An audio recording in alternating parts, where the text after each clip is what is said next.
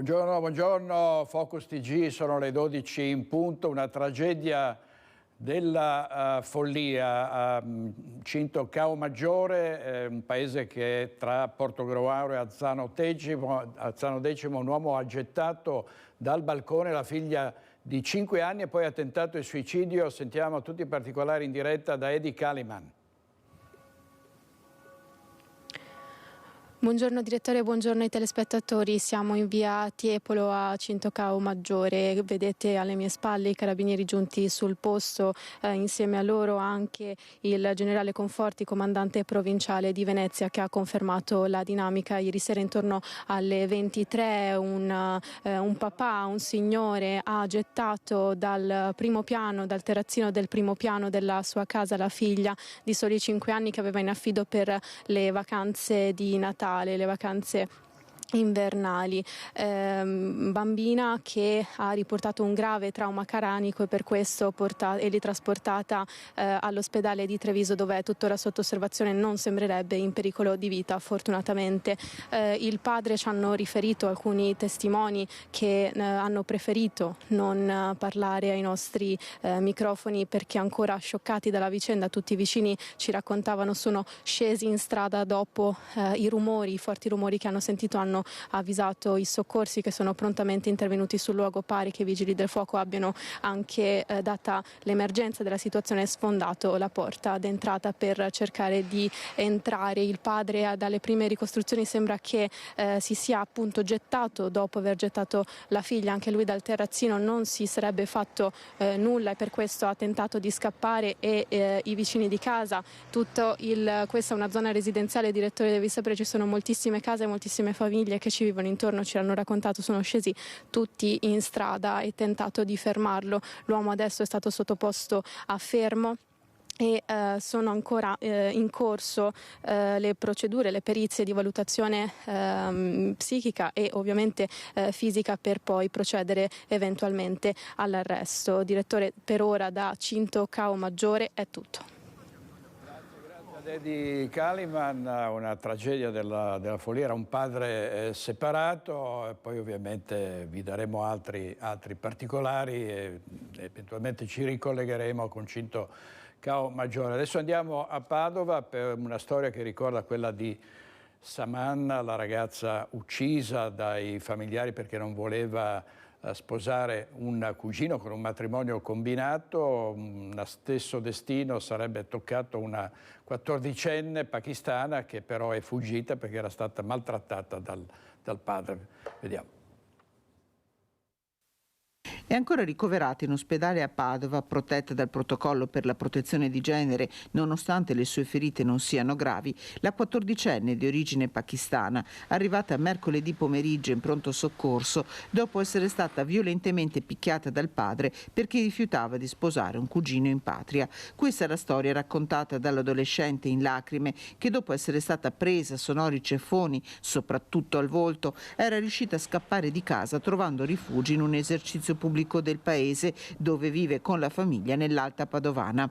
Qui, avvisati dai titolari, sono arrivati i carabinieri che stanno cercando di chiarire i contorni della vicenda e nel frattempo hanno denunciato per maltrattamenti il padre, un 47enne pakistano sinora incensurato. La ragazza sarebbe stata sorpresa dal genitore mentre si scriveva con un connazionale coetaneo. I due avrebbero iniziato una storia e da qui la contrarietà violenta del genitore, che invece l'avrebbe promessa sposa in patria. Un rapporto alla procura per maltrattamenti in famiglia è stato inviato anche dai carabinieri, che hanno raccolto le dichiarazioni spontanee della vittima. La ricostruzione sarà poi da confermare in sede di audizione protetta. La ragazza intanto resta in ospedale in attesa di decidere un suo eventuale trasferimento in una struttura adeguata. Servizio di Chiara Gaiani. Filippo Turetta, l'assassino di Giulia Cecchettin, è nel carcere di Montorio a Verona. Dovrebbe cambiare cella per motivi di sicurezza. Sembra che solo 2 detenuti in tutto il carcere vogliano condividere una cella con lui. Poi ci sono anche altre critiche perché gli è stata concessa la PlayStation. I detenuti dicono dobbiamo essere trattati tutti allo stesso modo. Vediamo il servizio. Dopo 50 giorni trascorsi nel carcere di Montorio Veronese, con l'accusa di aver ucciso Giulia Cecchettin, è in programma un trasferimento per Filippo Turetta, il 22enne di Torreglia. Il giovane dovrebbe passare da una cella dell'infermeria, dove si trova dal momento in cui è stato trasferito in Italia dopo l'arresto in Germania, a un'altra della cosiddetta terza sezione. I tempi non sono certi perché sembra, da quel che trapela dal carcere, che ben pochi detenuti, forse solo 2, sarebbero disposti a condividere la cella con Turetta. Nei prossimi giorni è in programma la visita nel carcere veronese del sottosegretario padovano alla giustizia Andrea Ostellari, il quale affronterà i vari problemi all'ordine del giorno al di là del caso Turetta, ovvero il sovraffollamento, la riqualificazione della struttura e la piaga dei suicidi e dei tentati suicidi, un fenomeno che riguarda però tutte le carceri italiane e non solo Montorio. Secondo una stima dell'associazione Sbarre di Zucchero, infatti, i detenuti che si sono tolti la vita sarebbero stati ben 68 nel corso del 2023. Servizio di Federico Fusetti, sono giorni di apprensione tra Favaro e Carpenedo per la scomparsa di Roberto Barbiero di 64 anni, del quale non si hanno più notizie da Natale. Un appello è stato lanciato dai suoi colleghi di lavoro. Noi come colleghi di lavoro cosa abbiamo fatto? Ci siamo attivati sui social per cercare aiuto da parte di tutti per riuscire prima possibile a trovare una soluzione, trovare la persona, perché noi ci teniamo veramente tanto di ritrovare il nostro collega. È scomparso nel nulla a pochissimi giorni dalla pensione Roberto Barbiero, detto Willy. Roberto vive da solo a Carpenedo e ad accorgersi per primi della sua assenza sono stati i colleghi di lavoro alle poste che hanno immediatamente lanciato l'allarme. È alto intorno a 1,75 m, porta la barba, capelli bianchi. Diciamo che porta un po' di più, l'età sua ha intorno ai 64 anni, però ne dimostra qualcuno in più. Francesco Menin è un collega di Roberto e consigliere di municipalità a Favaro, dove ricopre la carica di presidente della quarta commissione, che si occupa tra l'altro di sociale. Roberto Barbiero, ci racconta, è stato visto l'ultima volta il 21 dicembre al lavoro, poi di mezzo ci sono state le festività. E dal 26 o 27 vado a Spagna perché io non so bene le date e praticamente non abbiamo più notizie. Da quel momento noi come colleghi e soprattutto ringrazio Poste fin da ora che si è subito applicata per informarsi cosa stava succedendo. So che Poste Italiane ha fatto anche la denuncia. Chi lo dovesse vedere, per esempio lo dovesse riconoscere, cosa deve fare? Contatti immediatamente le forze dell'ordine, i carabinieri che sono già stati messi in guardia, sono già stati avvertiti e anche loro ringrazio fin da adesso che ci stanno aiutando a ritrovare il nostro caro, il nostro collega. Andiamo avanti con la cronaca. Un giovane escursionista vicentino è rimasto ferito al volto dopo essere stato colpito da un masso franato durante un'uscita al Vaio dei Colori. Siamo nel Vicentino. A salvare l'infortunato è stato un elicottero del soccorso alpino. Un escursionista vicentino di 28 anni è stato salvato dal soccorso alpino dopo un infortunio che l'aveva bloccato a quota 2000 metri sul gruppo del Monte Carega. Assieme ad un compagno attrezzati di ramponi e piccozze, l'uomo verso l'ora di pranzo, mentre saliva sul Vaio dei Colori, un canale molto ripido costellato di rocce friabili, è stato colpito alla testa da un masso precipitato durante la discesa. Immediatamente allertati i soccorsi, è stata fatta decollare una squadra medica con l'elisoccorso. Per evitare che lo spostamento d'aria facesse frenare altri massi, i sanitari sono stati calati con il vericello da una quota di sicurezza. Gli escursionisti sono stati poi caricati sull'elicottero. Il 28enne ferito è stato ricoverato all'ospedale di Rovereto per ulteriori accertamenti. Durante queste festività si sono moltiplicate le truffe. Nel Vicentino Acque del Chiampo lancia l'allarme, ci sono molte segnalazioni di falsi operatori, bisogna stare molto attenti perché si spacciano per tecnici, per uomini delle forze dell'ordine, addirittura a volte travestiti da carabinieri, da guardia della finanza, e vanno soprattutto a cercare anziani che per ingenuità cascano nei loro tranelli. Vediamo. Allarme truffe. Se suonano a casa vostra e vi dicono che sono tecnici incaricati di sostituire i contatori dell'acqua, diffidate. Durante le feste si sono moltiplicate le segnalazioni da parte di cittadini contattati da falsi operatori. A lanciare l'allarme è Acque del Chiampo, che gestisce il servizio idrico in 10 comuni del Vicentino: Arzignano, Montecchiomaggiore, Lonigo, Chiampo, Brendola, Montorso Vicentino, Altissimo, San Pietro Mussolino, Crespa d'Oro e Nogarole Vicentino. In questo periodo non sono in corso attività di sostituzione dei contatori. I cittadini sono pertanto invitati a segnalare tempestivamente alle forze dell'ordine chiamate sospette da presunti operatori, trattandosi presumibilmente di tentativi di truffa da parte di soggetti completamente estranei ad Acque del Chiampo. Ancora incidenti stradali, c'è stato un tragico schianto ieri sera a Pederobba sulla Feltrina, è morto un ragazzo di 22 anni, una promessa del ciclismo, altri 3 giovani sono gravissimi, è la seconda vittima della strada nella Marca in questo 2004 appena iniziato dopo l'incidente mortale in A4 la notte di Capodanno. Sentiamo Nicola Zanetti.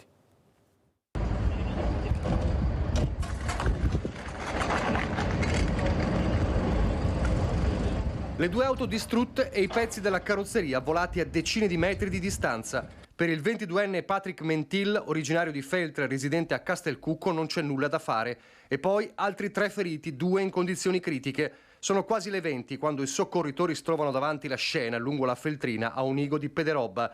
Un sorpasso ad alta velocità o un malore, lo stabiliranno le indagini. Di fatto, l'Audi di Patrick, ex ciclista professionista e oggi influencer, impatta frontalmente contro il Land Rover con a bordo 3 giovani di Montebelluna. Mentil muore praticamente sul colpo. Per gli occupanti dell'altra vettura il ricovero d'urgenza in ospedale. 2 dei 3 in auto, entrambi 27enni, sono gravissimi. Sul posto carabinieri, vigili del fuoco e sanitari del SUEM. Una tragedia che sconvolge 3 comunità. Quella feltrina, quella di Pederobba, dove Patrick viveva con i genitori e il fratello, e anche quella di Bassano del Grappa, dove aveva frequentato il liceo da Ponte. Un appassionato di sport e viaggi, Patrick. Aveva corso da professionista con il Work Service Marchiol Vega, la stessa squadra di ciclismo di Davide Rebellin, e poi la scelta di utilizzare i social per creare la rubrica Project No Limits, dove raccontare imprese sportive non solo sulle 2 ruote, ma anche sulla tavola da surf. Una passione per la pura adrenalina, come raccontava lui stesso, una vita spezzata pochi giorni prima di compiere 23 anni. E andiamo in diretta a Montecucco, dove la vittima abitava. C'è il collega Lucio Zanato. A te la linea, Lucio. Buongiorno direttore, buongiorno. Purtroppo non è proprio un buongiorno qui a Castelcucco, sono con il sindaco Paolo Mares, che conosceva molto bene la vittima. Sì, direi proprio così, un giorno triste per la nostra realtà di Castelcucco, dove effettivamente siamo stati colti questa mattina da questa tremenda notizia che ha sconvolto la nostra comunità, una comunità molto unita e ovviamente nel momento in cui viene a mancare un ragazzo la cui famiglia è assolutamente castelcucchese doc, sia per parte di madre che per parte di padre, evidentemente rimaniamo tutti in maniera particolare scossi. Ecco, un giovane che lei conosceva bene perché era attivo nella comunità e soprattutto amico dei suoi figli. Assolutamente sì, era stato coinvolto nell'associazione Castelcucco Young, un'associazione che avevamo creato per cercare di responsabilizzare i nostri giovani e in qualche modo affinché loro potessero dare il loro contributo alla crescita della nostra comunità, e di questo Patrick ne aveva fatto parte per un certo periodo. Poi ovviamente impegni di varia natura, anche il fatto stesso di frequentare l'università non gli permettevano di far coincidere questi impegni con gli impegni professionali e di studio. Evidentemente ha lasciato, però fino a qualche tempo fa anche lui si era prodigato nell'interesse della nostra comunità. Ha incontrato i genitori? Non ancora, devo trovare la serenità per farlo e non è facile in questi momenti andare da loro, e forse questo è il momento dove effettivamente non siamo così convinti che fare il sindaco sia proprio così bello, così facile, tanto più se le persone che devi incontrare sono degli amici d'infanzia. Ecco, per ultimo, so che come comunità voi partecipate a questo lutto, avete deciso di sospendere tutte le iniziative della Befana. Deve essere così, credo sia un atto dovuto e stamattina ci siamo confrontati in primis con il mio consiglio comunale e poi anche con il parroco Don Marco, con il quale abbiamo collaborato per l'organizzazione di questo evento, e tutti quanti abbiamo condiviso il fatto che assolutamente è un evento da procrastinare in momenti un po' più tranquilli e non certamente questo che ha così tremendamente scosso la nostra realtà. A te, direttore. Grazie molte Lucio, andiamo avanti con la cronaca nera. Sono 3 indagati medici del reparto di pediatria dell'ospedale civile di Venezia, come vi abbiamo detto ieri, per la morte ancora misteriosa di un bambino di 8 anni che abitava al Lido di Venezia. È in corso l'autopsia sul corpo del bimbo, che si chiamava Mattia Coada, e già nel pomeriggio dovrebbe esserci nulla osta per consentire ai familiari di organizzare i funerali. Il pubblico ministero Daniela Moroni, su richiesta di tutte le parti, ha disposto che vengano acquisiti agli atti dell'inchiesta aperta per la morte di Mattia Coada, il bambino di 8 anni deceduto giovedì della scorsa settimana all'ospedale civile di Venezia dei Santi Giovanni e Paolo, anche le registrazioni di tutte le telefonate tra gli operatori del 118. In particolare si vuole capire come mai, nonostante un primo aggravamento del piccolo paziente sarebbe stato segnalato già poco dopo mezzogiorno, con la conseguente richiesta di intervento dell'elicottero, questo non sia mai arrivato. Per oltre 4 ore si sarebbero susseguite le segnalazioni, fino a quando verso le 16 il quadro clinico ha iniziato a precipitare. È questa una delle novità più salienti uscite dall'udienza che questa mattina ha visto come previsto il giuramento per il conferimento dell'incarico di esecuzione dell'autopsia, che verrà effettuata da parte della dottoressa Alessia Viero, autopsia che inizierà domani mattina già dalle 8 all'ospedale L'Angelo di Mestre, prima con un attacco, poi intorno alle 9 con il prelievo degli organi per gli esami istologici.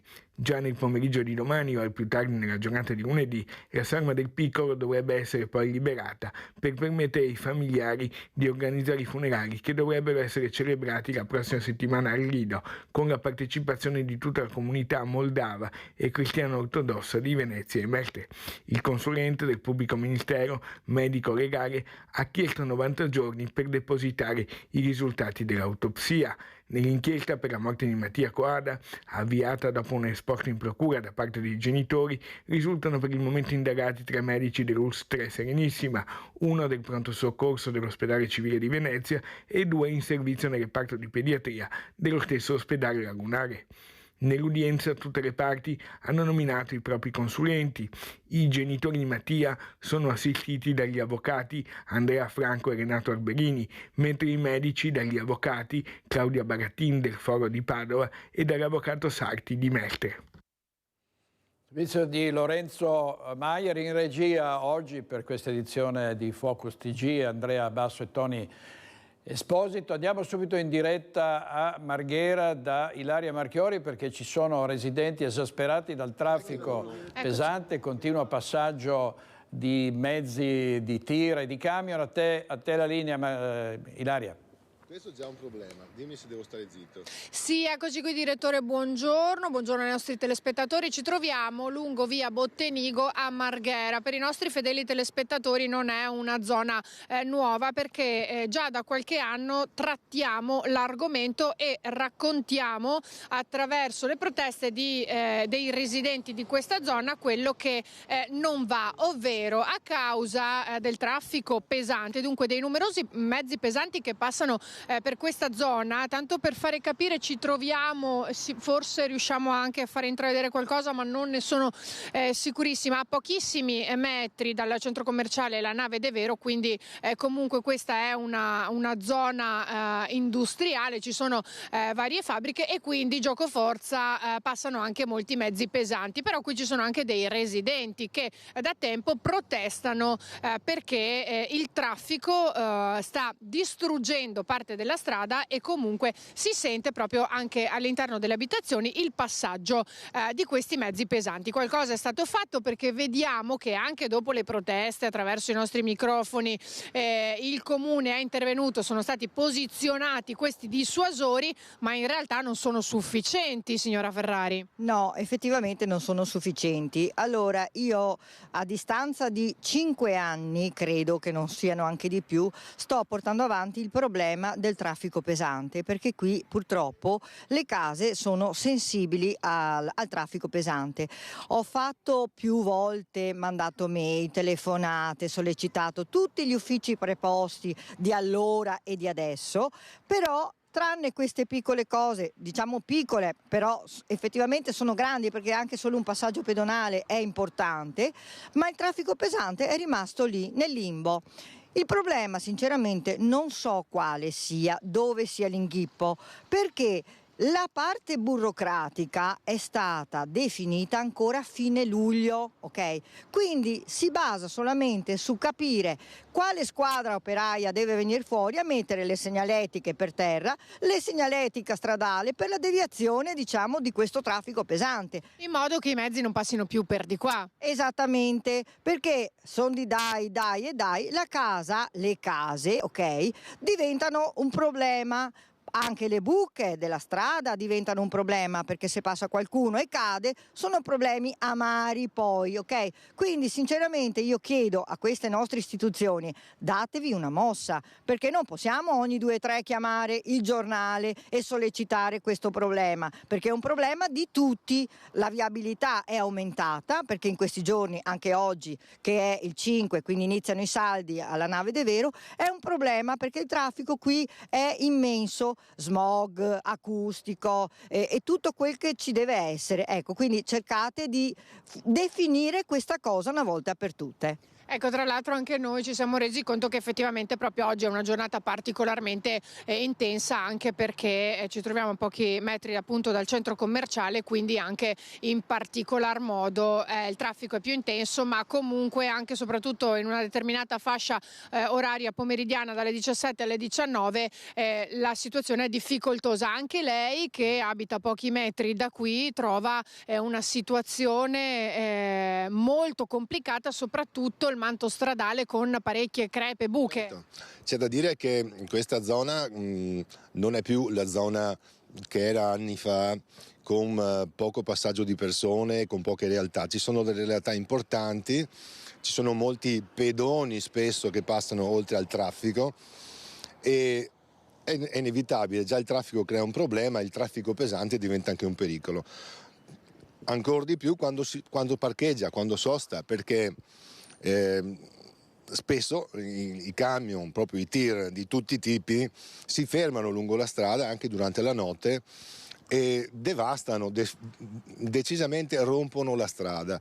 Nella zona in cui abitiamo noi, abbiamo l'abitazione, ci sono dei veri e propri solchi molto profondi che generano disagi inevitabili. Qualcuno si è già fatto male, non so se abbia denunciato il comune, ma non lo credo, perché proprio camminando, essendoci anche la fermata dell'autobus, la fermata del tram, essendoci la trattoria, insomma ci sono delle realtà per cui anche giovani ragazzi, anche dei turisti, vedo, passeggiano spesso con grandi difficoltà, soprattutto quando piove, perché si creano delle pozzanghere esagerate.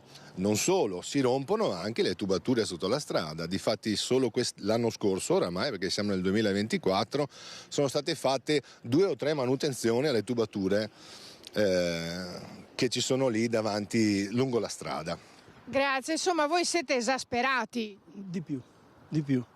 Io abito in quella casa là, appena passa un camion trema. Dentro a casa mia il pavimento è crepato, la casa ha ceduto dal lato di là e ho le piastrelle rotte. Lì ci sono dei tubi del gas che entrano in casa mia.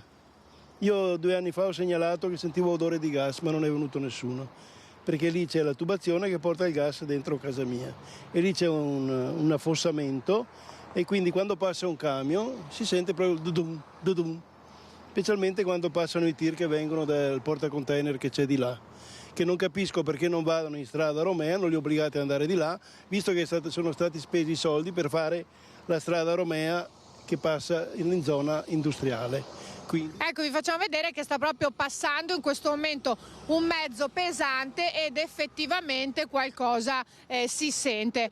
Ecco, vedete, continuo passaggio di mezzi, di auto e appunto anche tir. Lì dovevano fare il senso al contrario, dovevano solo entrare di là, perché vede quando escono, un tir arriva forte e prende chi prende. I tir devono andare o sulla Romea di là o in fondo c'è la strada che li porta dove c'è la rotonda del tram che vanno direttamente in autostrada o sulla strada Romea. Ecco, avete sentito dunque? Certo, come diceva anche poi la signora Ferrari all'inizio. Allora, questo è l'appello dei residenti, ovviamente qui c'è una minima rappresentanza perché poi sono molti altri quelli che si trovano a dover vivere questa difficoltà ormai da parecchi anni e che noi raccontiamo anche da anni, quindi l'appello va al Comune, speriamo che il 2024 possa portare una soluzione definitiva per questa parte di Marghera di via Bottenigo. Ringrazio i nostri ospiti e qui da Marghera restituisco la linea allo studio. A te grazie molte Ilaria Marchiori e ai residenti di via Bottenigo. Aggiungo che lì vicino c'è la nave De Vero, per cui il traffico è sempre molto intenso. Adesso dovremmo riuscire a vedere delle immagini davvero impressionanti di un cervo che è stato ripreso da un automobilista a Santa Giustina nel Bellunese mentre scavalca la carreggiata. Vedete l'animale che corre velocemente, le riprese sono di automobilista, il salto e poi un capitombolo, ma poi riprende a correre. Sono situazioni molto pericolose che hanno anche recentemente provocato la morte di un camionista che è stato centrato, si è schiantato contro un grosso animale, peraltro era stato trafitto in quel caso dalle corna ed era deceduto. Ancora cronaca, i vandalismi ai bagni della stazione di Piombino Dese, dei 10 giovanissimi individuati dalle telecamere, 4 devono ancora farsi vivi, con il sindaco che aveva lanciato attraverso i nostri microfoni l'appello a costituirsi. Da lunedì partiranno le convocazioni dei carabinieri. Il tempo sta per scadere per i 4 baby vandali che ancora non si sono presentati dal sindaco di Piombino Dese Cesare Mason. Erano in 10 la notte di Capodanno dei bagni della stazione ferroviaria a festeggiare, semidistruggendoli. Sanitari rotti, porte divelte, petardi fatti esplodere dentro e fuori. I danni sono stimati sui 20.000 euro e questi soldi il sindaco Cesare Mason a più riprese ha detto che non intende farli pagare ai cittadini di Piombino. Per questo ha lanciato anche dai nostri microfoni un appello ai giovanissimi a presentarsi in comune, altrimenti sarebbe scattata la denuncia penale, perché ai carabinieri sono state consegnate le immagini riprese dalle telecamere di videosorveglianza che hanno registrato tutti i volti dei giovanissimi coinvolti. 6 hanno raccolto l'appello, 4 mancano. Se entro domenica non si presenteranno, i guai rischiano di essere seri. I giovanissimi sono stati identificati e da lunedì partiranno le convocazioni dei carabinieri. Il servizio di Chiara Gaiani è tornato a colpire quello che è stato ribattezzato come il vendicatore dell'autovelox. Lo ha fatto ieri sera a Rosolina, sulla Romea. È un reato, ricorda il sindaco, nessuno fa cassa, la sicurezza è prioritaria, così ha detto il primo cittadino. È stato soprannominato questo vendicatore Fleximan.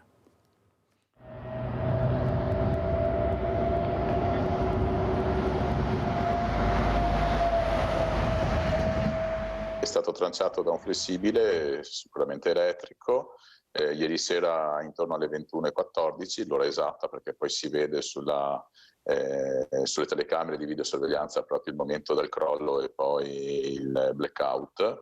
Tra l'altro un orario che la Romea era molto trafficata. Che si tratti di un solo individuo o di una banda non è ancora chiaro. Di certo Fleximan, così è stato ribattezzato, è tornato a colpire e non si è fatto tanti problemi visti il luogo e ora, stavolta sulla Romea in direzione sud a Rosolina. L'occhio elettronico è stato ritrovato a terra di prima mattina a bordo strada al di là del guardrail con il palo arancione tagliato alla base, una mossa netta, fulminea come le altre del resto. Per quello che sui social appare spesso come un vendicatore, si tratta dell'8ª volta in meno di un anno sulle strade del Polesine e nei mesi delle grandi polemiche sollevate dall'autovelox di Cadoneghe, anche se questa è un'altra storia. L'ultimo duplice colpo la notte di Natale a Taglio di Po e a Corbola. Stavolta però un aiuto potrebbe arrivare dal sistema della videosorveglianza, tutto in mano ai carabinieri supportati dalla polizia locale. Per il sindaco di Rosolina c'è poco da sorridere. Quell'autovelox insiste su una strada alla Romea, spesso teatro di tragedie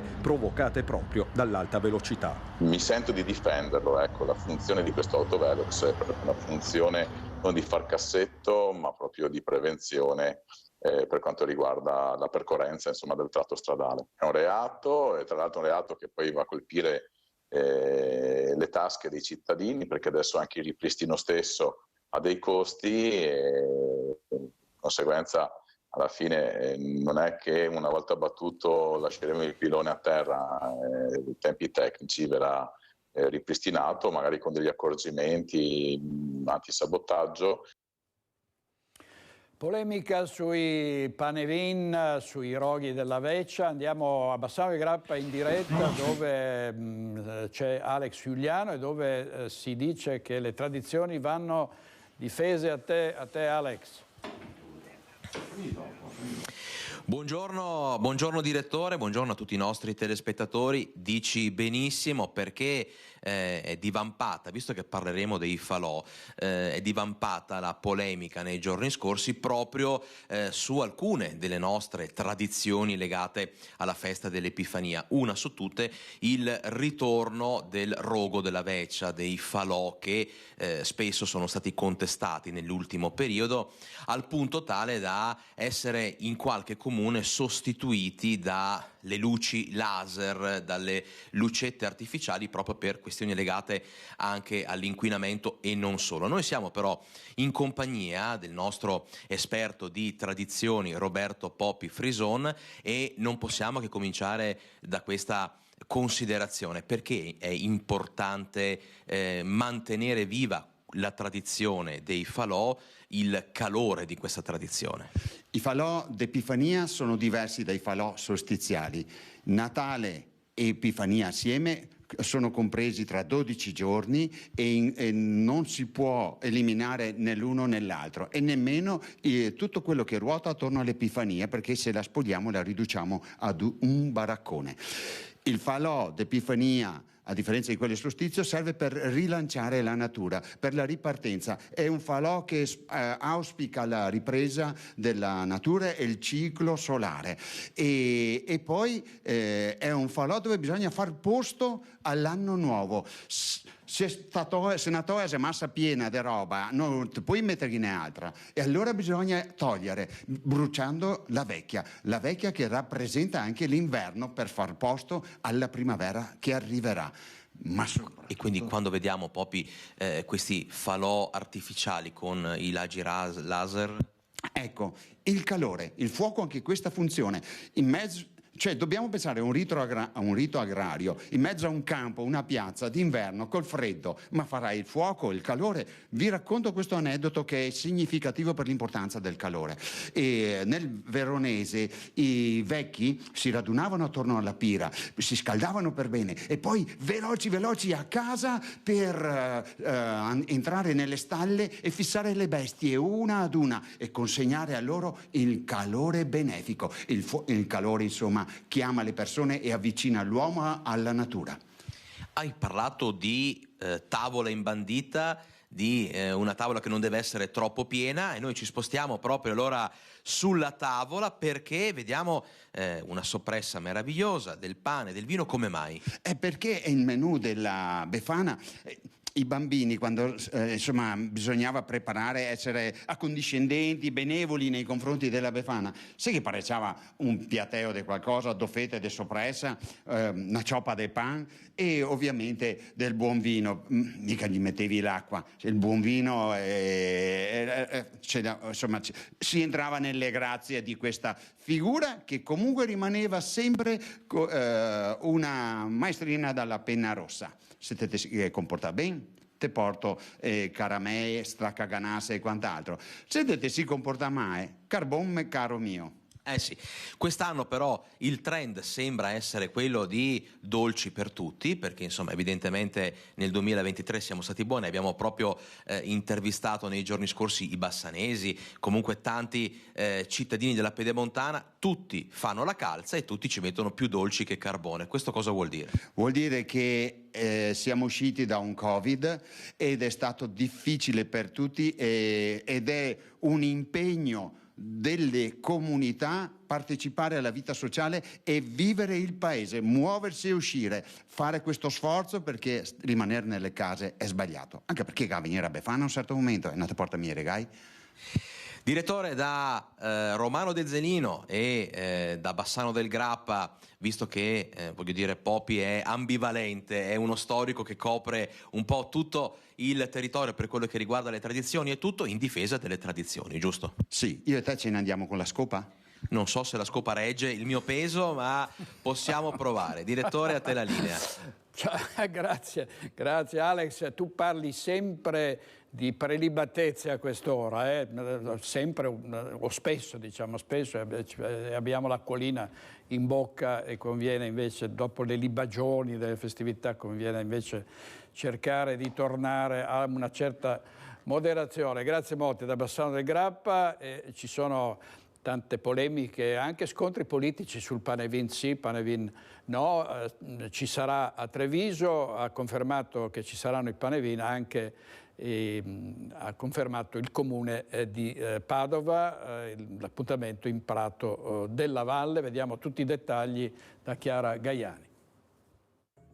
Sarà una Befana 3.0 senza il rogo che accompagna tradizionalmente il 6 gennaio per rispetto dell'ambiente e della qualità dell'aria, ma in Prato della Valle è conto alla rovescia per la grande festa che partirà sfidando le previsioni di pioggia alle 15 di domani. Sarà un sabato, quindi terremo insieme il mercato, la pista di pattinaggio e tutta la parte dedicata alla Befana, anche sfruttando la parte del sagrato di Santa Giustina. Per tenere tutto insieme chiudiamo la circolazione del traffico di Prato della Valle, così anche per motivi di sicurezza tutta l'area sarà fruibile. Quindi dalle 13:30 alle 18 le vie di accesso al Prato e le vie soprattutto che attraversano il Prato saranno chiuse. Impossibile accedere al park di Piazza Rabin dopo le 13, ricorda l'assessore Bressa, che invita chi può a utilizzare i mezzi pubblici, tram e bus. Il tempo incerto frena l'arrivo in Prato della grande marionetta di cartapesta che aveva fatto la gioia dei più piccoli un anno fa. Per il resto tutto sarà come da programma. Il momento più atteso sarà nel corso della festa, nel pomeriggio, che inizierà alle 15 e si concluderà alle 17. Circa a metà arriveranno i Vigili del Fuoco, che sono molto attesi soprattutto dai bambini, con uno spettacolo inedito che farà volteggiare in aria la Befana, ma non aggiungo dettagli perché voglio lasciare la sorpresa. Prato della Valle resterà cornice degli eventi di piazza per la città. I grandi eventi che richiamano migliaia di persone hanno questa come sede naturale, è una sede a cui abbiamo affiancato anche quella di Piazza Insurrezione solo per l'evento più raccolto di Capodanno con il concerto musicale, evento invernale che quindi ha delle caratteristiche diverse, però la fortuna di Padova è di avere piazze importanti a partire proprio dal Prato, che sono il luogo ideale per fare grandi raduni con le persone. E ci sarà la variabile maltempo questa sera perché sono previste precipitazioni, c'è maltempo adesso su Lombardia, si sta spostando verso est, quindi precipitazioni pare anche nevicate sopra gli 800 metri. Sentiamo da Bassano del Grappa Ferdinando Garavello. Il maltempo era stato annunciato ed è arrivato puntuale sul Bassanese e sui rilievi. Anzi, a dire la verità, è arrivato pure un po' in anticipo. Già, perché se nella pedemontana piove da questa mattina, come da previsioni, sull'altopiano dei 7 comuni e sul Monte Grappa sono scesi i primi fiocchi. La neve era prevista per l'Epifania e domenica, ma solo nelle zone più alte. Invece a Gaglio nevica già da qualche ora, idem per Campomulo, il Verena, il Caberlaba e tutte le zone più alte del comprensorio. Una boccata d'ossigeno anche per il turismo, che si era trovato a corto di neve durante le feste. Nevica anche sul Grappa, dove la quota base per l'arrivo dei fiocchi è stata più bassa del previsto. La perturbazione dovrebbe rimanere in zona per un paio di giorni, con i fenomeni in esaurimento nel pomeriggio di domenica. Poi arriverà il freddo, quello vero, che in montagna e pure in pianura non si è ancora visto in questo inverno anomalo. La colonnina di mercurio potrebbe precipitare fino a 10 gradi sotto zero in altopiano, con temperature piuttosto rigide anche a Bassano e dintorni. I comuni, anche quelli che si devono occupare della spalla fra montagna e piano come Marostica e Valbrenta, hanno già predisposto il piano neve e nel mirino delle amministrazioni c'è la consueta operazione di spargimento di sale e ghiaino per evitare il tanto temuto gelicidio. Tony Esposito e Andrea Basso questa mattina in regia. Restiamo anzi a Bassano del Grappa perché c'è la questione della piazzola per i nomadi nel quartiere di San Lazzaro. L'assessore Claudio Mazzocco non ci sta e spegne le polemiche. Sentiamo. Non chiamatelo campo nomadi. L'assessore alla sicurezza di Bassano, Claudio Mazzocco, mette subito in chiaro che quella di Via Pre a San Lazzaro non sarà un'area destinata ad accogliere accampamenti di roulotte, ma solo una famiglia di giostrai impegnati da anni nel mondo dello spettacolo e da anni perfettamente integrati nel tessuto bassanese. È una famiglia bassanese anche di nascita, non sono arrivati da fuori. Col loro lavoro erano stati portati fuori Bassano, adesso intendono risiedere a Bassano e abbiamo dato loro questa opportunità anche perché avevamo l'obbligo di dare questa opportunità. A chi dice ci saranno problemi di sicurezza, lei come risponde? Assolutamente no, anche per noi siamo sempre stati e siamo sempre vigili in qualsiasi punto della città. Dunque l'assessore getta acqua sul fuoco delle polemiche, ma a proposito di acqua c'è più di qualcuno a cui è andata di traverso la spesa sostenuta dal comune per portare lì le utenze appunto di acqua, luce e gas. L'area verrà ripulita, l'acqua è già arrivata, gli scarichi fognari lo stesso, arriverà l'energia elettrica e dopodiché tutto sarà completato. Tengo a precisare che tutte le utenze saranno intestate a chi qui verrà a soggiornare, diciamo così, e si pagherà tutto. E oltre all'area per la roulotte della famiglia bassanese che sosterrà in Via Pre, rimarrà disponibile anche buona parte dell'attuale parcheggio per le auto. Le macchine potranno continuare a parcheggiare qui, gli spazi ci sono perché avevamo notato 6, 7, 8 macchine al massimo, il resto è destinato a questi mezzi di questi operatori di spettacoli viaggianti. Abbiamo pensato di non far degradare l'area, per cui abbiamo portato i servizi che erano necessari. Andiamo a Padova da Chiara Gagliani perché il via ai saldi con un certo ottimismo. Si prevede che in Veneto la spesa sarà superiore alla media nazionale. A te Chiara.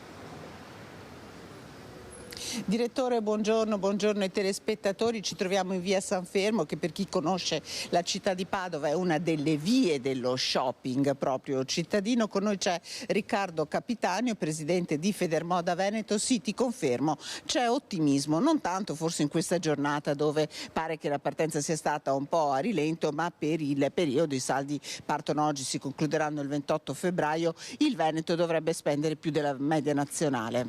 Sì, intanto buongiorno. Sì, questa è una giornata che iniziano i saldi, solo che i saldi dureranno ovviamente 2 mesi. Abbiamo un weekend lungo, quindi abbiamo venerdì, sabato e domenica. Oggi è partito un po' a rilento, soprattutto per il centro di Padova, problemi del meteo, problemi di parcheggi, problemi di viabilità, però insomma siamo ottimisti perché abbiamo avuto un settembre, un ottobre in cui non è partita la stagione, i negozi sono abbastanza pieni di merce, quindi c'è la possibilità possibilità di fare degli ottimi affari. Quindi. Ecco, io chiederei però al presidente di Federmoda anche di mettere di parlare di quello che resta un tasto dolente. 5 gennaio è una data che per voi resta una data di fatto troppo ravvicinata. Di fatto siete inizio stagione, non si può parlare di svendite di saldi adesso. Ecco, se noi come Regione Veneto, come Federazione Moda Italia Veneto, avevamo proprio richiesto all'assessore Marcato di spostare i saldi al 27, l'assessore era stato anche, aveva dato anche l'assenso per lo spostamento, solo che il resto d'Italia non ci ha seguiti, quindi il resto d'Italia è partito il 5, noi per fare una data unica della nazionale siamo tornati al 5 di gennaio, quindi siamo partiti.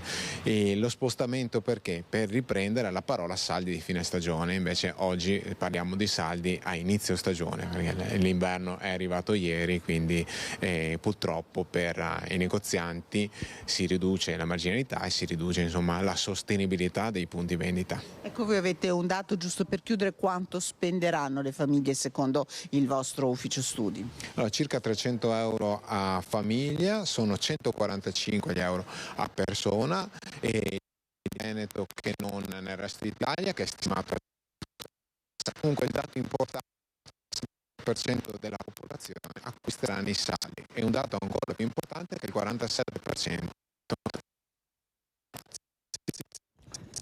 C'è qualche problema nel collegamento, sentiamo, riproviamo. Chiara, si sta frizzando un po' il collegamento, magari se poi fai pure la domanda adesso, sentiamo se abbiamo ripreso.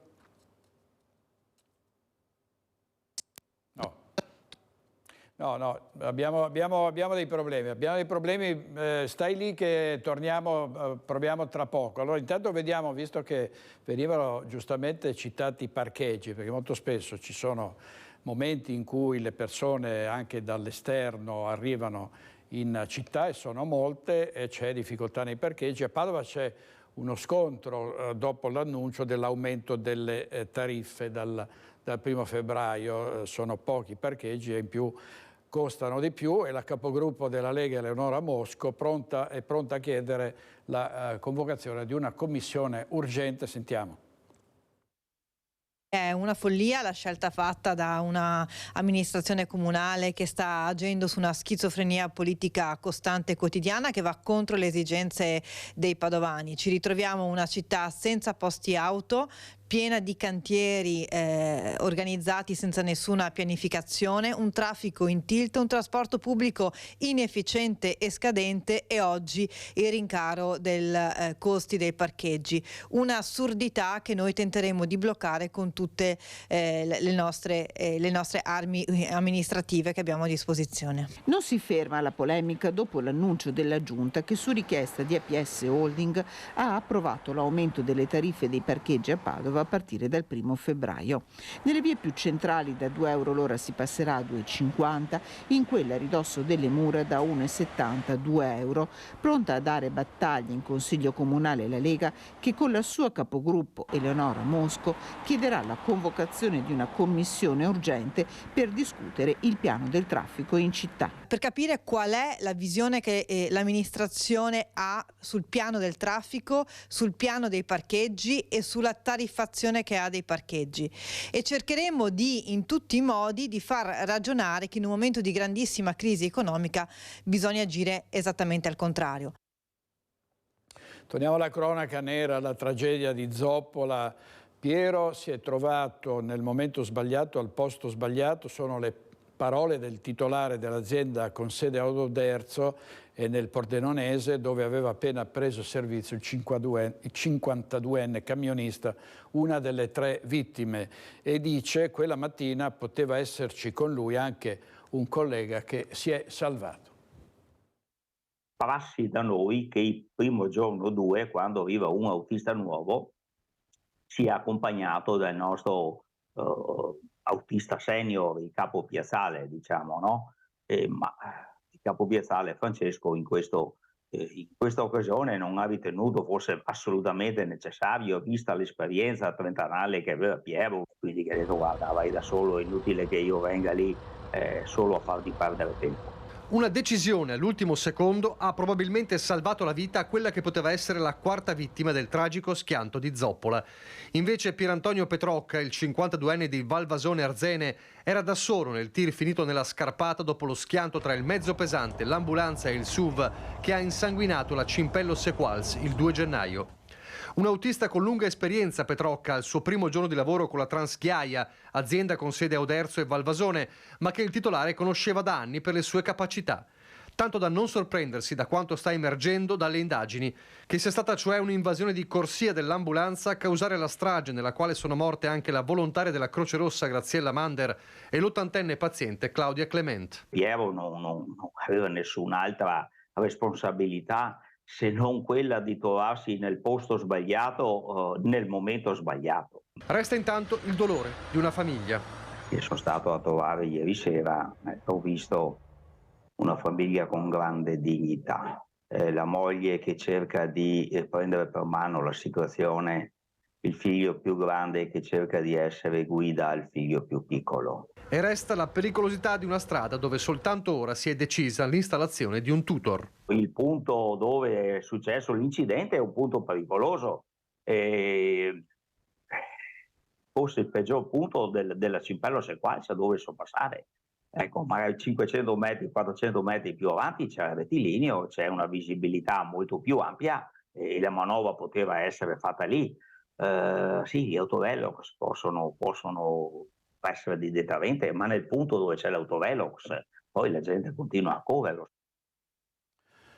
Abbiamo già parlato in apertura dell'incidente che è accaduto a Pederobba. È morto Patrick, un ragazzo che avrebbe compiuto 23 anni, dice in questo titolo il Gazzettino, ex ciclista ed influencer di sport adrenalinici. È morto in uno schianto frontale, sono rimasti feriti altre tre persone, sono in gravi condizioni.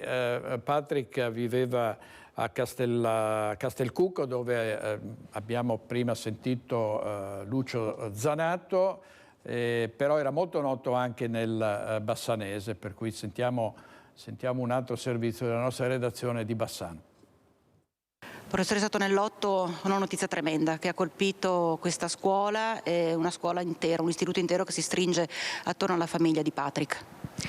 Purtroppo abbiamo appreso in queste ore del decesso tragico di Mentil Patrick, un nostro studente che frequentava il liceo scientifico ad indirizzo sportivo, un alunno che impegnato a scuola, impegnato nello sport, una promessa del ciclismo.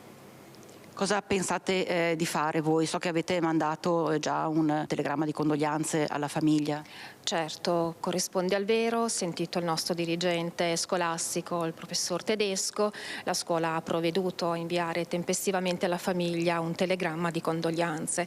Al momento questo abbiamo pensato perché oltre che essere rimasti scioccati, nell'immediato assolutamente non possono esserci idee anche adatte per il ricordo di un giovane ragazzo di 22 anni.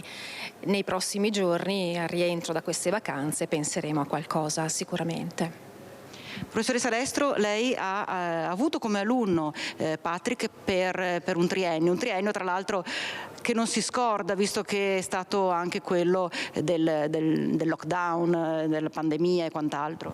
In effetti con l'anno scolastico 2019-2020 abbiamo vissuto l'isolamento del lockdown e quindi anche Patrick ha sofferto di questo insieme ai compagni, ma non aveva perso la grinta per superare le difficoltà e quindi si allenava anche in casa, essendo lui appunto un ciclista, aveva trovato le modalità per mantenere la tonicità e la fisicità che lo devono contraddistinguere, lo devono contraddistinguere, quindi è stato un bravo alunno e si è diplomato con 92 centesimi in quell'anno in cui si svolgevano solo gli esami orali, ma lui è stato sempre in gamba, è stato in grado di gestire la situazione. Ecco, un ricordo particolare di questo ragazzo?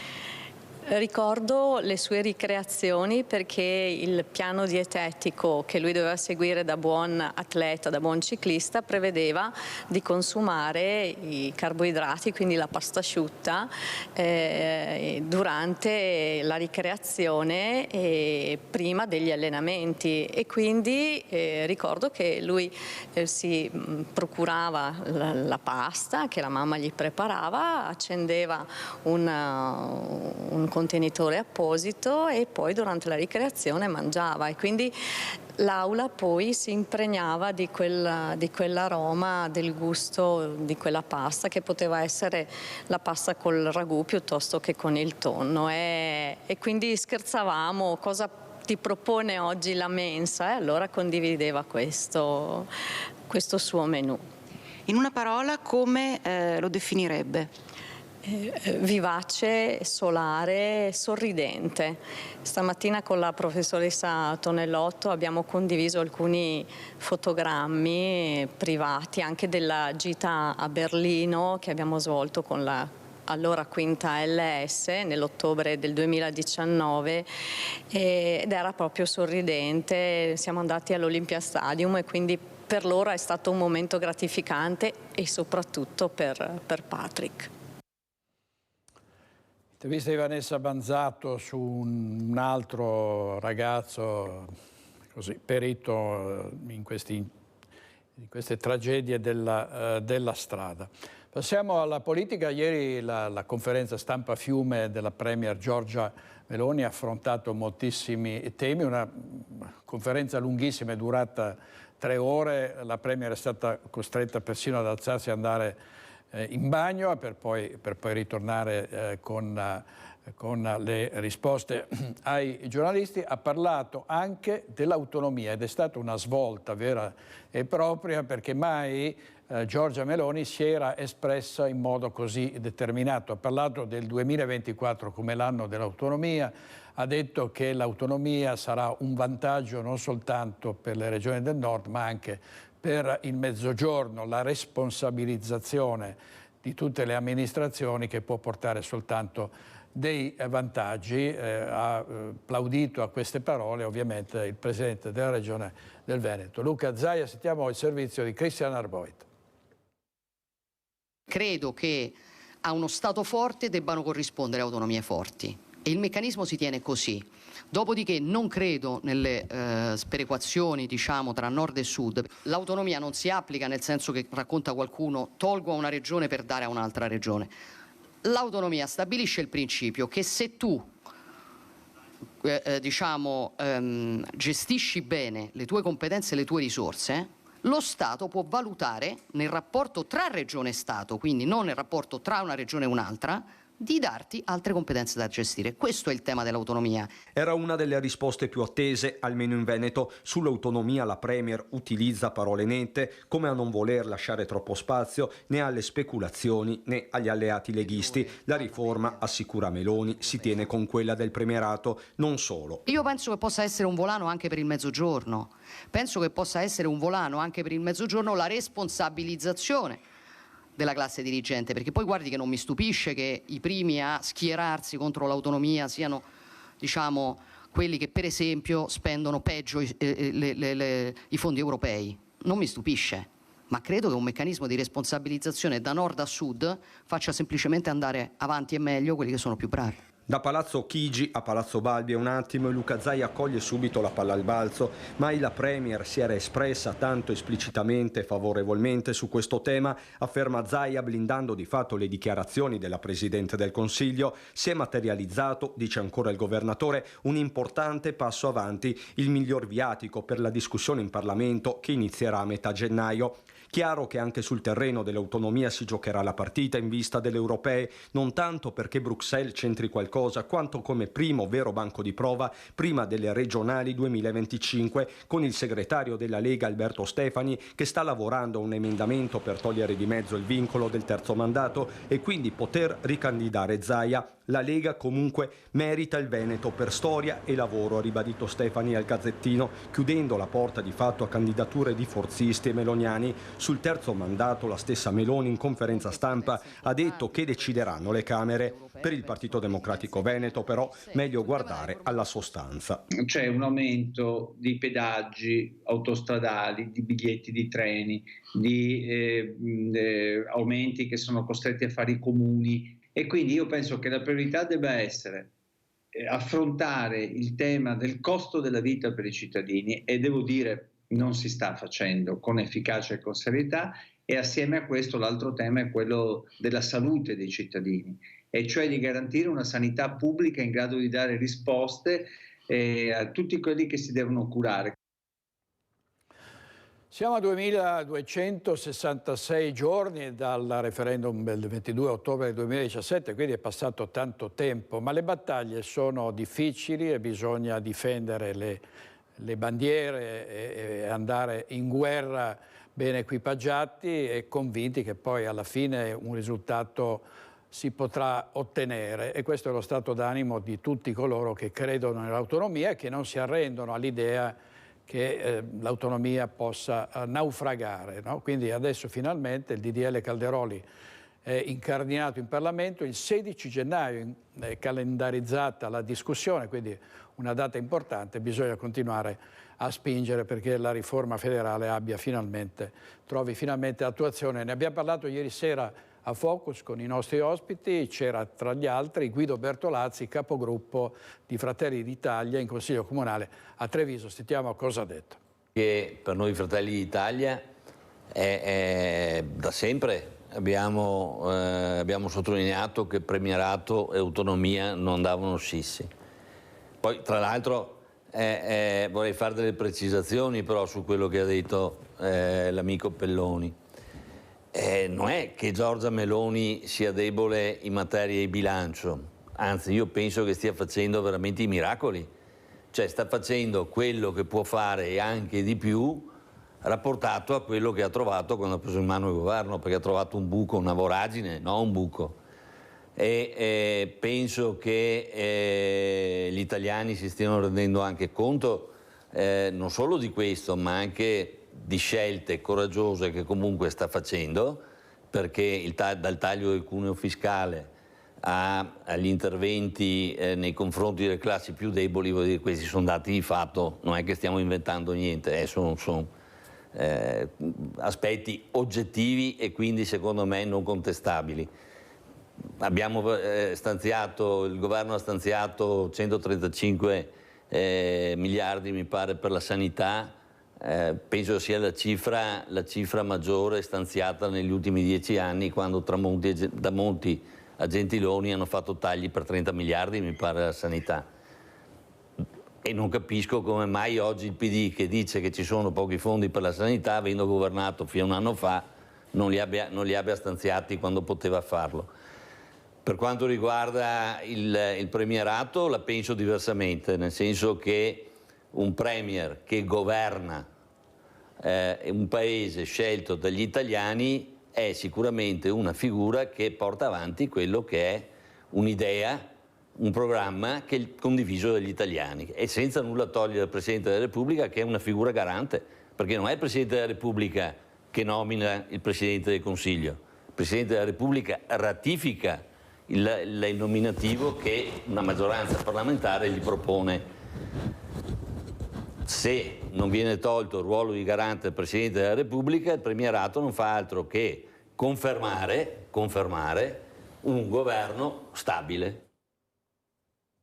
Va bene, allora questo era Guido Bertolazzi. Andiamo in pubblicità 2 minuti e poi torniamo subito con voi con altre notizie, altri servizi, altri collegamenti dalle nostre province. A tra poco.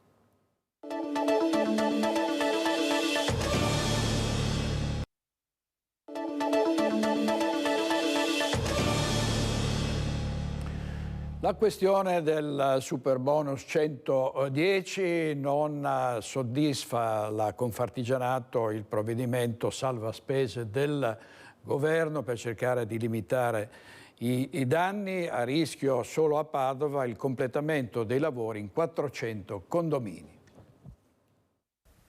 Imprese inascoltate dal governo è la critica mossa da Confartigianato, delusa dal decreto salva spese che mette a rischio solo in provincia di Padova la sopravvivenza di 11.000 aziende edili. Non ci lasciano neanche, come dire, ben sperare per le nostre imprese e anche per i lavori che sono stati iniziati. Non sappiamo come andranno a finire, perché chiaramente sono stati impegni che si sono presi e che poi, come ormai ci stiamo abituando, le regole cambiano sempre più spesso in corso d'opera.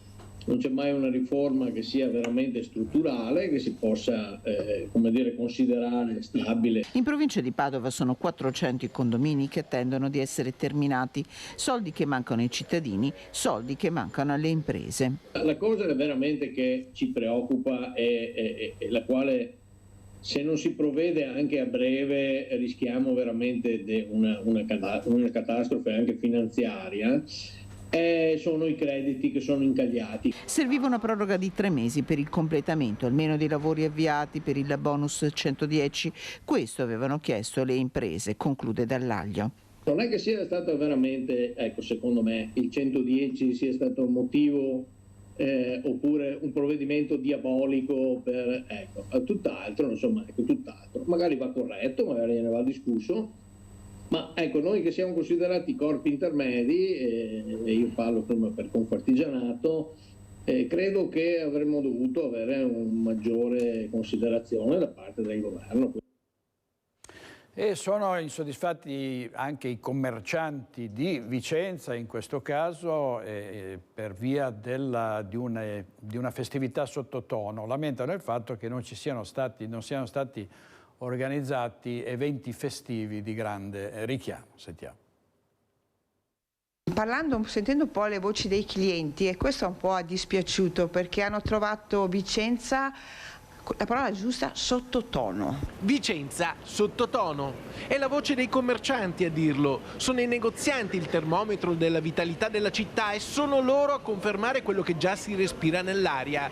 Tra Natale e Capodanno a Vicenza le attività non sono mancate, ma non c'è stato il grande acuto, quel qualcosa in più che durante le feste rende la città attrattiva. Avrei fatto qualcosa di più dei giocolieri che giravano per il centro, non lo so, delle musiche, gli artisti di strada, ne abbiamo tanti, però durante la settimana non c'erano. Sì, qualcuno che suonava vicino al villaggio che hanno fatto qui in Piazza Biade, però era in giro per le strade che serviva far sentire che siamo a Natale, specialmente col periodo che stiamo vivendo, guerre, crisi. Far sentire un po' di più il Natale forse è quello che il vicentino e il turista cercava. Diciamo che è un po' diverso dagli altri anni, è mancato qualcosa, cioè un po' più ridotto, ecco, diciamo. Però noi come presenze dobbiamo dire che siamo stati contenti. Sì, è stato un Natale sottotono dal punto di vista delle luminarie, delle iniziative, dal punto di vista mancavano le bancherelle per esempio, però poi dal punto di vista commerciale è stato anche un Natale bello, ci sono stati tanti turisti, il turista che viene a Vicenza rimane sorpreso. Insomma, i turisti ci sono stati, ma forse più di qualcuno è rimasto deluso da queste feste sottotono e adesso, in vista dell'Epifania, sta montando il malcontento per lo spostamento a Campomarzo delle bancarelle della Befana, che tradizionalmente invece sono in centro storico. Io sono quasi 50 anni che sono qua e ho sempre visto le bancarelle della Befana. È una tradizione di Vicenza. Portarle là in fondo non ha senso. Vicenza ha bisogno di idee? Forse. E allora largo a chi ha proposte da fare. A questo punto però tutto da rimandare all'anno prossimo. Io ho lanciato un po' l'iniziativa di l'anno prossimo, magari con l'aiuto non saprei di chi, di fare presepi in ogni via, in ogni angolo della città, un presepe diverso in modo da far venire il turista a visitare le bellezze della nostra città e attraversare un po' tutte le vie del centro. Insomma, le proposte non mancano. Adesso c'è un anno di tempo per far meglio di queste feste targate 2023, che più che di tante luci lasceranno il ricordo di troppe ombre. tanti clienti si sono lamentati, ma anche i turisti, devo dire, non solo i nostri vicentini, ma anche il turista, scusate, sperava di trovare qualcosa più. C'era chi si ricordava delle statue di Dalì, per dirti, era tornato credendo di, ecco, questo è un po' quello che si è sentito come voci in giro. Località di montagna affollate quest'inverno per le festività, però come sappiamo c'è poca neve sulle piste, soprattutto sull'altopiano di Asiago, e allora guardate, sciare tutto l'anno a Caberlab nel primo ski dome italiano, quindi uno stadio per lo sci con piste coperte, una grande struttura, e a questo ne vedremo tanti nei prossimi anni, perché con i cambiamenti climatici la neve è sempre meno copiosa, e quindi si prevede che addirittura fra 50 anni bisognerà sciare su piste artificiali, con neve artificiale o addirittura con plastica, su piste di plastica o di altri materiali. Restiamo però a Vicenza, questa era una notizia del giornale di Vicenza. Sicurezza e degrado, il 24 si apre con un grande problema, e cioè la percezione da parte dei cittadini di essere una città che deve essere più sicura, e c'è su questo uno scontro politico, in particolare tra l'ex sindaco Rucco e l'attuale sindaco Giacomo Possamai. Vediamo. La presenza di sbandati, lo spaccio in città sono sempre più pressanti, non solo in centro storico, nelle zone come Campomarzio o il Quadrilatero di Viale Milano, ma anche nelle zone periferiche. Degrado e criminalità. Nel 2024 il nodo della sicurezza sarà il grande tema di confronto politico a Vicenza. È l'opposizione di centrodestra a lanciare il guanto di sfida alla giunta di centrosinistra. L'ex sindaco Francesco Rucco denuncia un peggioramento della situazione in città. Un problema di pulizia e di degrado e di, decoro della città, e da questo punto di vista negli ultimi mesi sicuramente c'è stato un netto peggioramento. Dall'altra parte il tema dello spaccio, delle rapine, dei furti sempre più numerosi, con un crescente numero appunto di reati, soprattutto negli ultimi 7 mesi del 2023. Uno dei nodi è quello dei turni notturni del fine settimana per la polizia locale, introdotti da Francesco Rucco quando era sindaco. Adesso sono stati sospesi fino a data da destinarsi. La riduzione dell'orario nel venerdì e sabato, che era stata portata dalle 3 portandolo nuovamente all'1, fa sì che le forze dell'ordine non hanno il supporto necessario per il controllo del territorio, e quindi si favorisce la delinquenza, la microdelinquenza, furti, rapine e spaccio in particolare. Uno dei teatri del degrado a Vicenza è il Park Verdi, che l'ex sindaco spiega che a suo tempo era stato risolto. Il problema del Park Verdi era stato risolto nel 2022 grazie all'intervento della vigilanza privata in accordo tra Comune e AGSM IM. C'è stata soddisfazione da parte dei residenti e soprattutto degli utenti del parcheggio stesso. Non abbiamo capito la ragione per cui non sia stato prorogato questo accordo, vanificando il lavoro appunto degli anni precedenti e facendo tornare indietro il Park Verdi al 2020. Oggi sui social girano le foto di una Vicenza deturpata dalle scritte nei luoghi simbolo come Monteberico, con tanti senza tetto che dormono davanti alle vetrine, nei quartieri, o trovano riparo sotto ai monumenti in centro storico. Al di là dei furti e della criminalità, la grande piaga a Vicenza per molti cittadini è e resta il degrado. 2024 il tema della sicurezza sarà prioritario per l'opposizione, sarà tema di battaglia in Consiglio Comunale, porteremo proposte concrete per tutelare i cittadini sul territorio. Servizio di Carlo Alberto Inghilleri, sicurezza anche a Venezia, chiedono i residenti, e c'è Monica Poli con il suo gruppo di cittadini non distratti che fa la sua parte, prima la battaglia contro le borseggiatrici e adesso ha preso di mira gli scattolettisti. Attenzione pickpocket! Da attenzione pickpocket a e se gioco io, dai, andiamo dai. Monica Poli, famosa per la sua lotta insieme al gruppo dei cittadini non distratti contro i borseggiatori a Venezia, ha intrapreso una nuova battaglia, quella contro gli scatolettisti, posizionati sui principali ponti della città. Ormai mi chiamano anche loro pickpocket, mi riconoscono, si alzano e vanno via.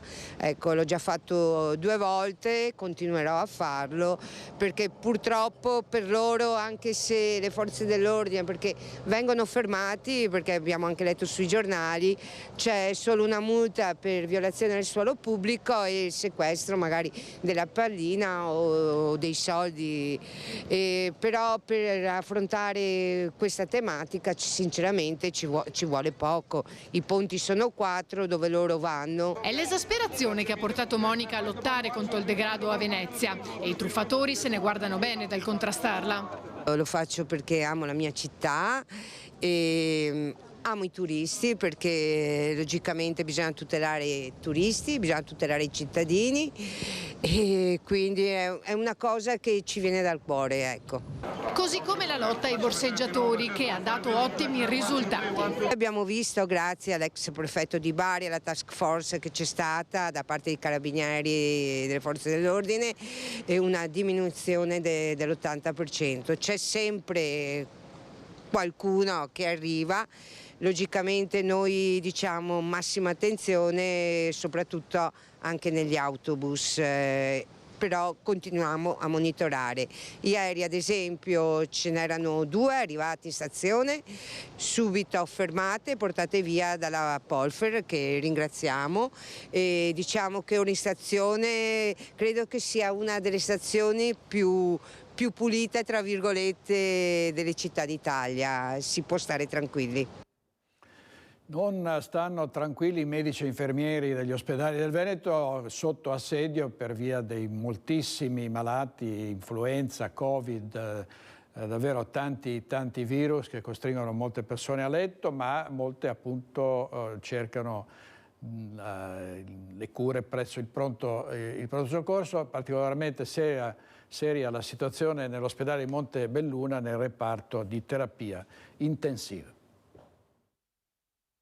Il picco era stato previsto, ma forse non in questi termini, perlomeno a Montebelluna, dove nel reparto di rianimazione in meno di 8 giorni i pazienti ricoverati con insufficienze respiratorie giudicate gravissime sono stati 6, hanno un'età compresa tra 42 e 75 anni, sia con patologie croniche ma anche senza particolari fattori di rischio, un record che non si vedeva da tempo e che ha convinto l'ULSS 2 a uscire con un alert specifico. Il reparto montebellunese, diretto dal dottor Andrea Bianchini, è quindi sotto pressione e questo ha già innescato un effetto domino sull'organizzazione interna. Questo comporta che lui non può accettare pazienti operati e che hanno bisogno di rianimazione, dobbiamo servirci delle rianimazioni di Castelfranco e di altre rianimazioni. Quindi il messaggio del primario era: mi raccomando, dite a tutti che devono vaccinarsi in un'area dove purtroppo pochi si stanno vaccinando per l'influenza. Un distretto dove la percentuale di vaccinazione è molto più bassa rispetto a tutto il Veneto e al resto dell'ULSS 2. Non a caso, dice Benazzi, quello di Montebelluna è un unicum.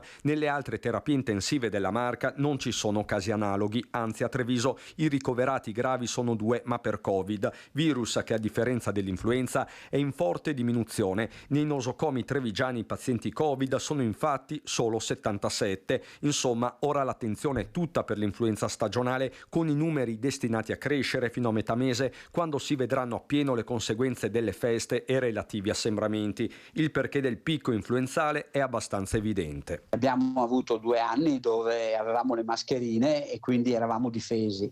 Oggi quindi ci sono meno barriere e il virus è tornato a colpire. Altro capitolo che vede impegnata la sanità trevigiana, il caso del 27enne montebellunese morto in Toscana per meningite e che il 28 dicembre aveva preso il treno da Montebelluna. Su questo, dice Benazzi, nessun allarmismo.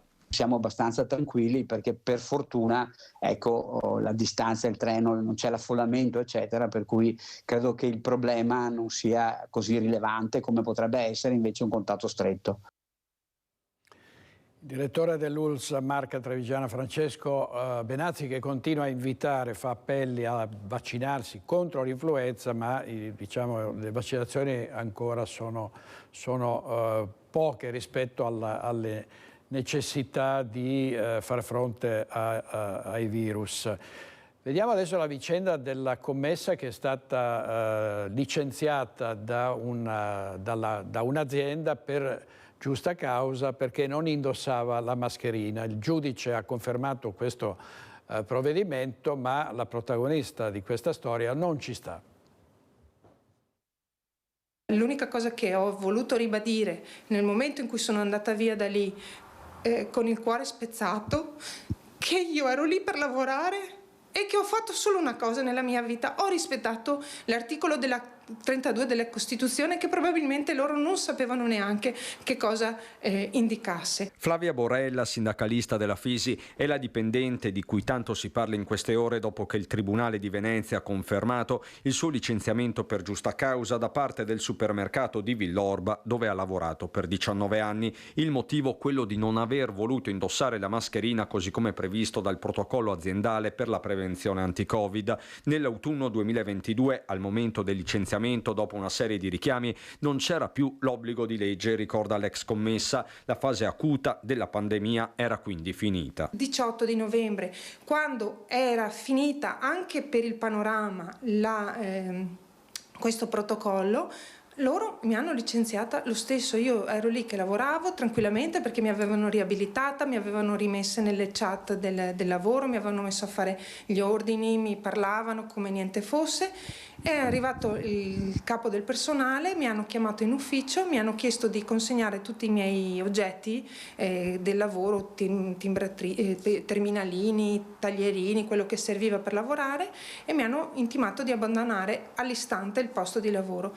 Per me è stata un'umiliazione grandissima. Altri casi simili nel resto d'Italia sono finiti diversamente, talvolta con il reintegro dei dipendenti. Da noi la mascherina che chiedevano era una mascherina chirurgica, che tra parentesi la mia azienda, quando me l'hanno fornita, era scaduta, e ho qui ancora il campione dove c'è scritta la data di scadenza, che è maggio 2022, e me l'hanno consegnata a luglio 2022. Sugli scudi l'associazione Resistere, che vede tra le sue anime l'ex sindaco di Santa Lucia Riccardo Szumski, la sentenza del giudice del lavoro che ha avallato il provvedimento aziendale da condannare. Da domani, invocando il principio di precauzione, sarà possibile imporre da parte delle aziende la mascherina in periodo influenzale o chissà per cos'altro. La posizione, il dibattito, in realtà mai chiuso, si riaccende. Io mi domando se una cosa del genere può far crollare 19 anni di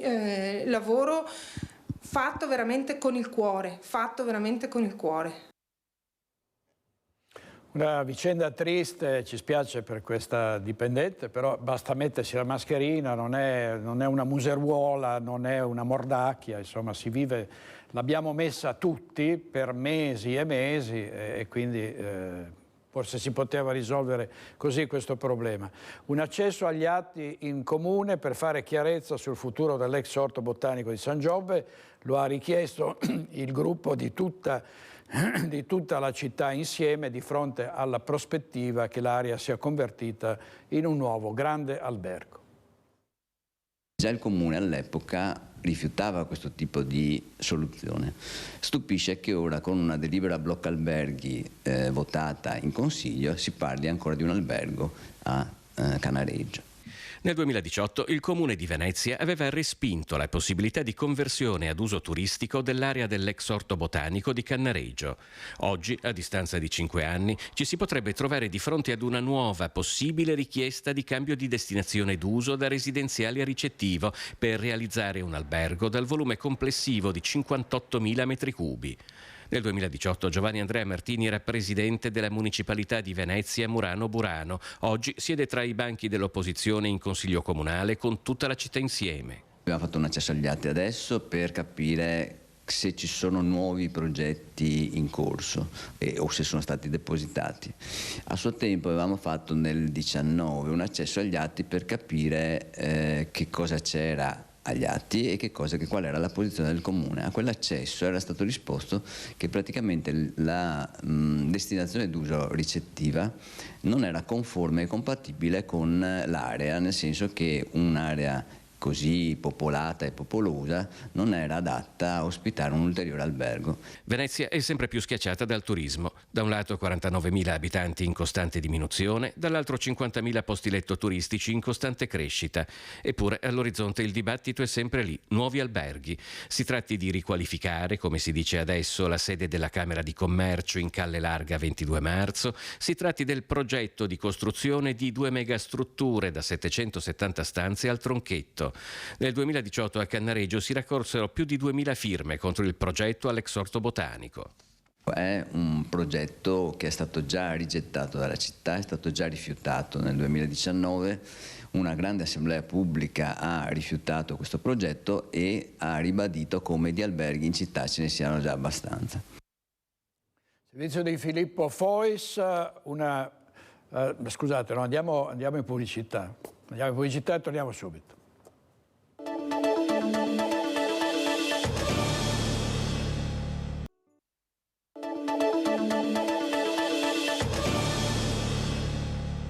È una Befana da Marcorda a Marostica, dove le feste hanno fatto segnare numeri da record. Sentiamo Ferdinando Garavello.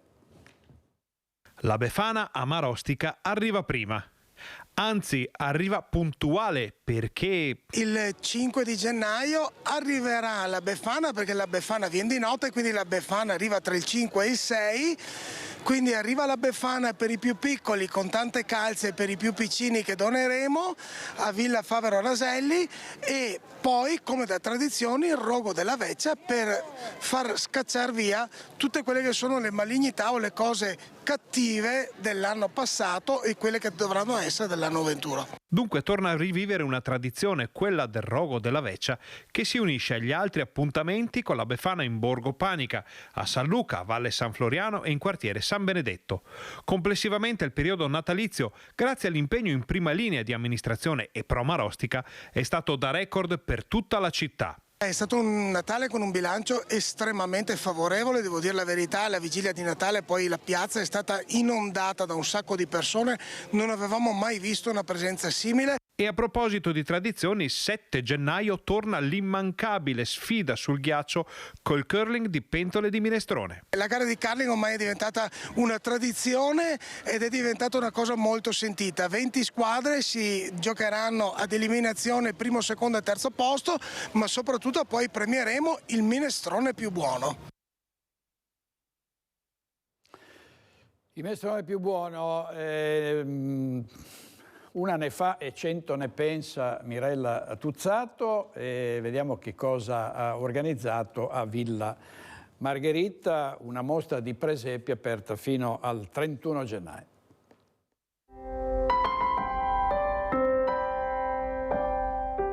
Dopo il presepe che avete visto dedicato a Giulia Cecchettin, adesso vorrei farvi vedere e far visitare a tutti i trevigiani, non solo, il presepio della pace. Questo presepe bellissimo fatto da questo preseparo Guido Cortese di Tiene, che oltre a quello di Giulia Cecchettin ha fatto anche questo, che rappresenta questi soldati in guerra, però che a Natale hanno fatto pace e si stringono la mano.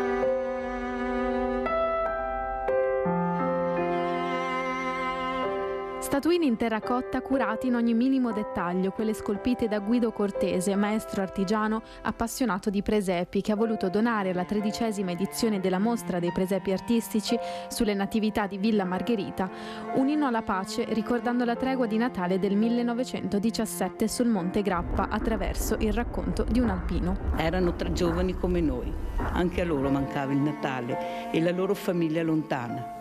Guardammo increduli 3 austriaci che ci fecero il segno della croce e poi intonarono la loro canzone, la melodia conosciuta anche da noi. Così ci siamo uniti al canto dei nemici che in quel momento magico sentivamo come fratelli. Un unico canto in 2 lingue nella terra che era stata teatro di dure battaglie. Presepe, quello della pace, che ha allestito la mostra aperta fino al 31 gennaio con tante altre opere da ammirare realizzate da tanti appassionati. Dedico questa lunga, bella storia di Natale a tutte le persone che sono ancora in guerra, a questi ragazzi, a questi giovani, alle loro famiglie, ai loro cari. Veramente buon Natale, se si può ancora dire, ma buon anno sì, 2024, e speriamo bene.